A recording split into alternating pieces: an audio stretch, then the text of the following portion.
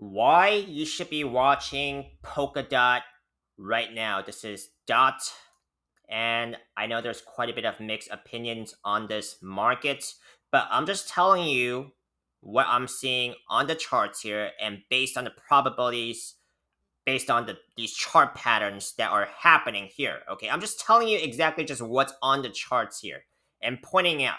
Okay, and the probabilities of what could happen next, right? And why you should be paying attention to Polkadot right now is because it's very close to that bottom trend line of this huge falling wedge pattern. Okay, that's probably seen on this weekly time frame.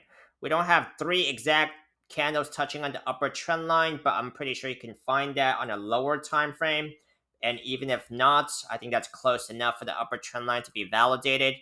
And what I'm seeing here is still a falling wedge pattern that has been forming since about March of last year. Okay, this one is actually not a very steep falling wedge pattern, but it's been ranging quite heavily. Okay, it's got a far range between about $11 to where it is right now, or even slightly lower, 11 to $3 to $11. So quite a bit of a range here. Now price target out of this one, if it breaks to the upside, which it usually is in favor of a break to the upside, right? Falling wedges. Price target would be just right underneath $20 there for Polkadot. Now, since we are still at this now, also have to consider the downside of this pattern as well because I've seen falling wedges break down and price targets are estimates only just because if it breaks out does not mean that you're going to 100% reach that target. There could be quite a bit of scenarios, and in my opinion, very much depends on what happens with Bitcoin. And of course, this video is just purely my opinions and not financial advice. And what I'm seeing here is Polkadot is trying to stay on top of some of these moving averages and reclaim them as support, right? On this 3-day time frame, has broken on top of the 3-day 21 SMA, currently trying to stay on top of that as immediate support, currently at about $3.80.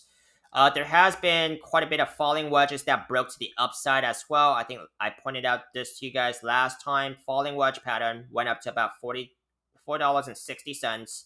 That was the price target. Very close. Okay. So let's take that away. And then we have also formed another falling wedge pattern here on smaller time frame. Looks like the 4-hour time frame, right? Now this one has a price target of about, let's see here, of about $4.80 if it breaks out by this point. It doesn't have to, and that's if it breaks out, right? So let's take a look into just zoom out a little bit more and see what could be happening. I also pointed out this bigger falling wedge pattern from within the one that's on the weekly time frame, but another one that's within the falling wedge pattern. Price target out of this one would be about $10, which takes Polkadot very close to that upper trend line of that bigger falling wedge pattern there. So something to be paying attention to. Of course, got to consider the downside as well. If this 3-day 21 SMA does not hold on this time frame, you could potentially see a double bottom scenario. If it comes all the way back down to about $3.30, right? That's a possible scenario. And that's basically what I'm seeing for Polkadot, right? A lot of this depends on what happens with Bitcoin. I am long on Bitcoin, quite a bit of the altcoins here.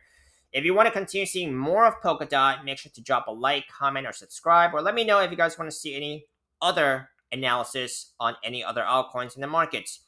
And I'll see you on the next one.